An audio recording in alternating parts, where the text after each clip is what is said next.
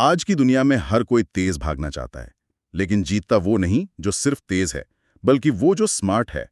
हमारे आज के सोर्स की एक लाइन है जो सब कुछ कह देती है। Smart work equals brain work. बिल्कुल।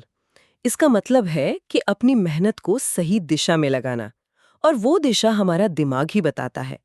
हम अक्सर अपने दिमाग के खिलाफ काम करते हैं, उसे थकाते हैं, उसे कंफ्यूज करते हैं और फिर सोचते हैं कि नतीजे क्यों नहीं मिल रहे। और आज हम इसी पर बात करने वाले हैं। एक श्रोता ने हमारे साथ 8 brain rules for fast productivity से जुड़े कुछ बहुत ही दिलचस्प नोट्स भेजे हैं। तो आज का हमारा मिशन है इन 8 नियमों की गहराई में उतरना और ये समझना कि कैसे सिर्फ 21 दिनों में इन्हें अपनाकर हम अपने काम करने का तरीका बदल सकते हैं। मतलब फोकस, मेमोरी, क्रिएटिविटी, सब कुछ। सब कुछ। और ये सिर्फ किताबी बातें नहीं हैं।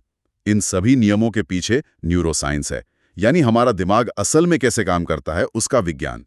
तो ये एक तरह से हमारे दिमाग का यूजर मैनुअल है। तो ठीक है, फिर खोलते हैं इस यूजर मैनुअल को। पहला नियम ही एक ऐसी बात कहता है जिसे सुनकर शायद कई लोगों को धक्का लगे। नियम है, मल्टीटास्किंग एक धोखा है। और ये बात मुझे थोड़ी अजीब लगती है, क्योंकि आज के वर्किंग कल्चर में तो मल्टीटास्किंग को एक सुपर पावर माना जाता है। हाँ, और यही सबसे बड़ा मिथक है। विज्ञान साफ कहता है कि हमारा दिमाग एक बार में एक ही काम पर ध्यान देने के लिए बना है। जब हमें लगता है कि हम मल्टीटास्क कर रहे हैं, जैसे फोन पर बात करते हुए ईमेल लिखना, तो असल में हम 2 काम एक साथ नहीं कर रहे होते हैं। तो क्या कर रहे होते हैं? हमारा दिमाग बहुत तेजी से एक काम से दूसरे पर स्विच कर रहा होता है। अच्छा, स्विच कर रहा होता है। और इस स्विचिंग में कोई नुकसान है? बहुत बड़ा। हर बार स्विच करने में दिमाग की ऊर्जा और समय लगता है। इन नोट्स में जो रिसर्च शेयर की गई है वो बताती है कि इससे हमारा काम 40% तक धीमा हो जाता है, गलतियां करने की संभावना 50% तक बढ़ जाती है। और 50%? हाँ, और दिन खत्म होते होते हम पूरी तरह थक जाते हैं। सोर्स में इसे मजाक में सेल्फ इन्फ्लिक्टेड ब्रेन डैमेज कहा गया है। मतलब खुद ही अपने दिमाग को नुकसान पहुंचाना। ठीक है, मल्टीटास्किंग खराब है, ये बात समझ में आती है, लेकिन ये थोड़ा अव्यवहारिक भी लगता है। मेरा बॉस उम्मीद करता है कि मैं मीटिंग के दौरान ही स्लैक पर जवाब दूं। तो असल दुनिया में इससे कैसे बचें? ये बहुत जरूरी सवाल है। इसका समाधान है सिंगल टास्किंग को अपनी आदत बनाना, छोटे छोटे हिस्सों में। सोर्स इसके लिए फोकस ब्लॉक्स का आइडिया देता है। Focus blocks? हाँ, 25 या 30 मिनट के लिए टाइमर लगाइए और खुद से वादा कीजिए कि इस दौरान आप सिर्फ एक ही काम करेंगे। फोन साइलेंट, सारे नोटिफिकेशंस बंद। शुरू में मुश्किल लगेगा, लेकिन धीरे धीरे दिमाग को इसकी आदत पड़ जाती है और आप पाएंगे कि जो काम 1 घंटे में होता था वो 30-40 मिनट में ही हो रहा है, और वो भी बेहतर क्वालिटी के साथ। तो ठीक है, दिमाग को एक बार में एक ही काम पसंद है, लेकिन सिर्फ एक काम पर फोकस करना भी तो मुश्किल है, अगर हमें यही ना पता हो कि हम वो काम कर क्यों रहे हैं। मुझे लगता है यहीं पर दूसरा नियम काम आता है ना? मकसद वाला। बिल्कुल सही पकड़ा आपने। दूसरा नियम कहता है दिमाग को काम करने के लिए एक क्यों चाहिए, एक मकसद। अगर लक्ष्य साफ नहीं है तो दिमाग एक बिला पतवार की नाव की तरह है जो कहीं भी भटक सकता है। जब हमें पता होता है कि हम ये रिपोर्ट क्यों बना रहे हैं या ये चैप्टर क्यों पढ़ रहे हैं, तो हमारा फोकस लेजर की तरह हो जाता है। कमजोर मकसद का मतलब है कमजोर फोकस। इसे असल जिंदगी में कैसे लागू करें? क्या हर छोटे काम के लिए एक महान मकसद खोजना होगा? नहीं नहीं, इतना मुश्किल नहीं है। सोर्स में इसका एक आसान तरीका बताया गया है। अपने बड़े लक्ष्य को कहीं लिख लें, फिर उसे छोटे छोटे कामों में तोड़ दें और हर काम शुरू करने से पहले सिर्फ 10 सेकंड के लिए खुद से पूछें, मैं ये क्यों कर रहा हूँ? ये मुझे मेरे बड़े लक्ष्य के कितना करीब ले जाएगा? को एक दिशा देती है और टालमटोल की आदत कम हो जाती है। प्रोडक्टिविटी ऑटो मोड में चली जाती है। यहाँ एक और बात है जो सोर्स में कही गई है और जिस पर मैं पूरी तरह सहमत नहीं हूँ। तीसरा नियम कहता है महारत दोहराव से मिलती है, और इसकी टैगलाइन है कंसिस्टेंसी, टैलेंट, मोटिवेशन। यानी निरंतरता टैलेंट और मोटिवेशन दोनों से बड़ी है। लेकिन क्या मोटिवेशन का कोई रोल नहीं है? मैंने देखा है कि जब मैं किसी काम के लिए बहुत मोटिवेटेड होता हूं तो उसे लगातार करना आसान हो जाता है। आपका सवाल बहुत अच्छा है और ये दोनों एक दूसरे से जुड़े हैं। यहाँ न्यूरल पाथवे का कॉन्सेप्ट समझना जरूरी है। इसे ऐसे समझिए, हमारा दिमाग एक घने जंगल की तरह है। ओके। जब हम कोई नया काम सीखते हैं तो हम उस जंगल में एक नया रास्ता बनाने की कोशिश कर रहे होते हैं। पहली बार में बहुत मेहनत लगती है, झाड़ियां हटानी पड़ती हैं। मोटिवेशन आपको पहली बार वो रास्ता बनाने के लिए हिम्मत देता है, लेकिन अगर आप उस रास्ते पर रोज नहीं चलेंगे तो जंगल उसे वापस निगल जाएगा। और दोहराव का मतलब है उस रास्ते पर रोज चलना। ठीक समझे। जब आप किसी काम को रोज करते हैं, चाहे 15 मिनट के लिए ही सही, तो आप उस कच्चे रास्ते को एक पक्की पगडंडी में बदल देते हैं। इसी को न्यूरल पाथवे का मजबूत होना कहते हैं। अच्छा। 21 दिन तक लगातार करने से वो पगडंडी एक हाईवे बन जाती है और फिर उस काम को करने के लिए मोटिवेशन या इच्छा शक्ति की जरूरत नहीं पड़ती, वो आपकी आदत बन जाती है। मुझे गिटार सीखने का अपना अनुभव याद आता है। मैं सोचती थी कि रविवार को 3 घंटे प्रैक्टिस कर लूंगी, कुछ नहीं हुआ। फिर मैंने रोज सिर्फ 15 मिनट प्रैक्टिस करना शुरू किया।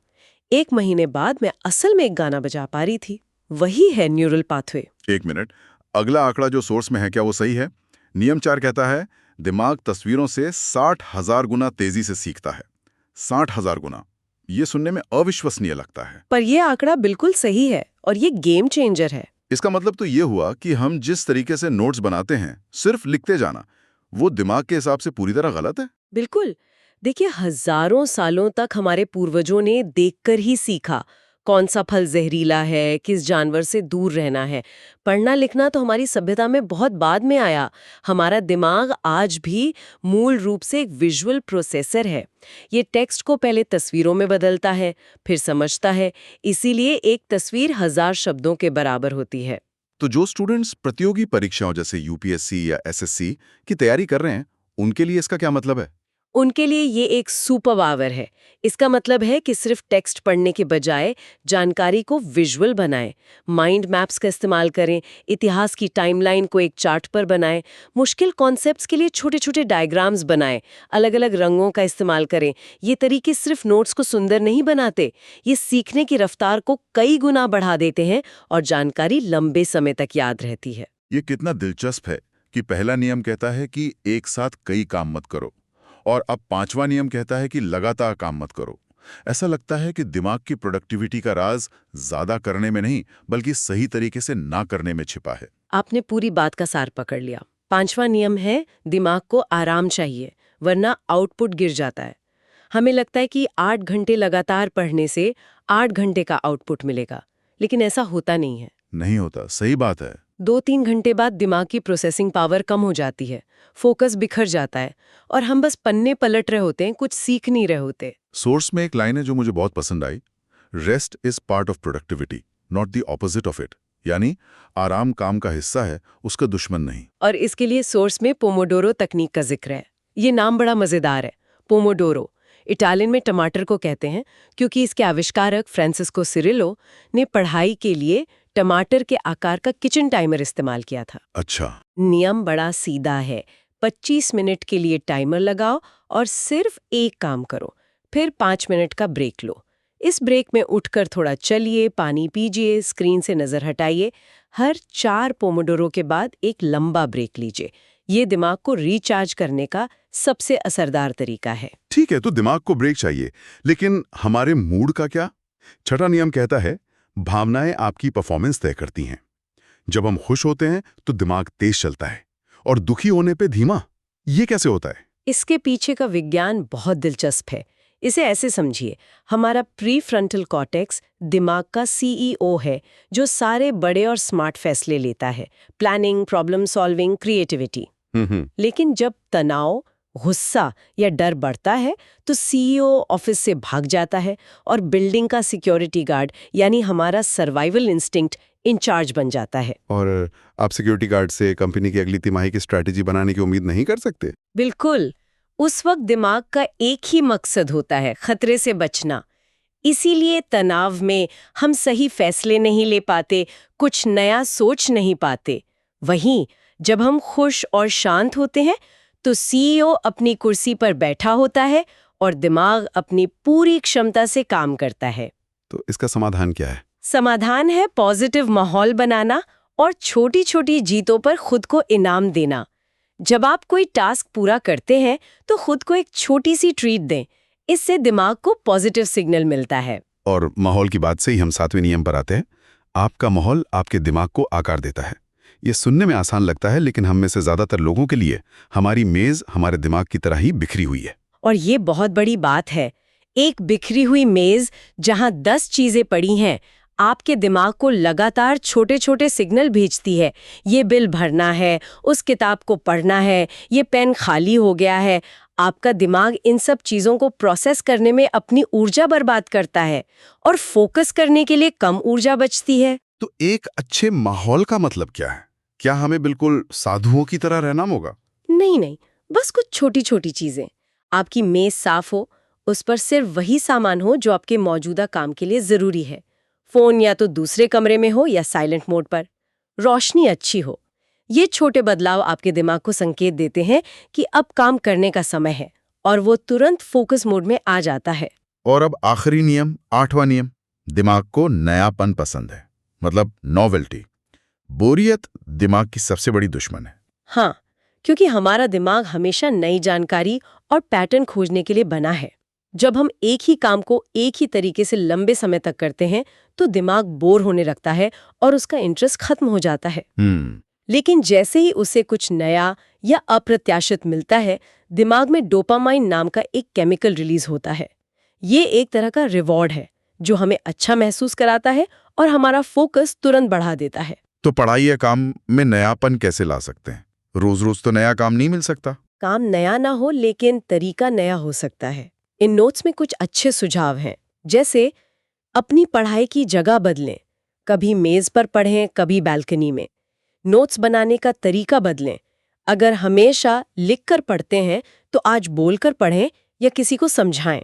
अच्छा, तरीका बदलना। हाँ, अगर एक विषय पढ़ते पढ़ते बोर हो गए हैं तो 15 मिनट के लिए कोई दूसरा विषय उठा लें। ये छोटे छोटे बदलाव दिमाग को जगाए रखते हैं। तो ये थे वो 8 नियम। अब सबसे बड़ा सवाल, इन सबको एक साथ अपनी जिंदगी में कैसे लाएं? सोर्स में 21 दिन के एक एक्शन प्लान का जिक्र है जो इन सबको एक साथ जोड़ता है। हाँ, और ये प्लान बहुत ही स्मार्ट तरीके से बनाया गया है। इसे 3 हफ्तों में बांटा गया है ताकि दिमाग पर एक साथ ज्यादा बोझ ना पड़े। पहला हफ्ता है ब्रेन को रीसेट करने का। रीसेट से क्या मतलब? पुरानी बुरी आदतों को हटाकर एक साफ स्लेट तैयार करना। दिन 1 से 7 तक का लक्ष्य है। मल्टीटास्किंग को पूरी तरह से बंद करना, अपने सबसे जरूरी लक्ष्य को साफ साफ लिखना, अपने काम करने के माहौल को ठीक करना यानी मेज साफ करना, ओके। और 25 मिनट के फोकस ब्लॉक के साथ काम करने की आदत डालना। यह हफ्ता एक नई नींव रखने जैसा है। ठीक है, तो पहले हफ्ते में नींव रखी। अब दिन 8 से 14, दूसरा हफ्ता है ब्रेन को ट्रेन करने का। अब जब नींव तैयार है तो हम नई आदतें बनाएंगे। यहाँ पर दोहराव का नियम काम आएगा। जो भी नई स्किल आप सीख रहे हैं उसे रोज प्रैक्टिस करें। नोट्स बनाने में विजुअल तरीकों, माइंड मैप्स, डायग्राम्स का इस्तेमाल शुरू करें। और आराम वाला नियम। हाँ, और आराम के नियम को लागू करें। पोमोडोरो तकनीक का इस्तेमाल करें और तनाव से बचने के लिए छोटे छोटे ब्रेक लें। यह हफ्ता नई आदतों को मजबूत करने के लिए है। और फिर आखिरी हफ्ता, दिन 15 से 21, जिसे कहा गया है ब्रेन को अपग्रेड करना। ये सुनने में काफी हाईटेक लगता है। इसका मतलब है अपनी परफॉर्मेंस को और बेहतर बनाना। इस हफ्ते में आप अपने काम करने के तरीकों में नयापन लाएंगे, सीखने के नए स्टाइल आजमाएंगे, छोटी छोटी सफलताओं पर खुद को इनाम देंगे, जैसा हमने छठे नियम में बात की थी। और सबसे जरूरी, अपनी प्रगति को ट्रैक करेंगे कि क्या काम कर रहा है और क्या नहीं। इन 21 दिनों के अंत तक दिमाग इन नए, ज्यादा असरदार तरीकों के लिए खुद को रीवायर कर चुका होता है। तो अगर सब कुछ समेटें तो सबसे बड़ी बात क्या निकल कर आती है? मुझे लगता है कि सबसे शक्तिशाली सीख यही है। दिमाग आपका सबसे शक्तिशाली टूल है, लेकिन ये बिना यूजर मैनुअल के आता है। ये 8 नियम वही यूजर मैनुअल है। अगर आप इसे इसके डिजाइन के हिसाब से इस्तेमाल करेंगे तो कम मेहनत में हैरान करने वाले नतीजे मिलेंगे। स्मार्ट काम का मतलब ही दिमागी काम है। और सोर्स की जो अंतिम पंचलाइन है वो इस पूरी बातचीत को समेट देती है। 21 दिन का अनुशासन, दिमाग बदलता है, और जब दिमाग बदलता है तो जिंदगी बदल जाती है। बिल्कुल, ये सिर्फ काम खत्म करने के बारे में नहीं है, ये अपनी असल क्षमता को अनलॉक करने के बारे में है। तो जाते जाते श्रोता के लिए एक विचार छोड़ जाते हैं। हम अक्सर अपनी टू डू लिस्ट के कामों पर ध्यान देते हैं, आज क्या क्या करना है। लेकिन क्या हो अगर प्रोडक्टिविटी का असली रहस्य इस बात में छिपा हो कि हमारा दिमाग उन कामों के साथ कैसे जुड़ता है? ये एक बहुत गहरा सवाल है। इन नियमों के आधार पर आज अपने माहौल या रूटीन में ऐसा कौन सा एक छोटा बदलाव किया जा सकता है जिसका असर शायद पूरे हफ्ते के काम पड़े। शायद सिर्फ अपनी मेज साफ करना या अगले 25 मिनट के लिए फ़ोन को दूसरे कमरे में रखना। शुरुआत हमेशा एक छोटे आसान कदम से होती है।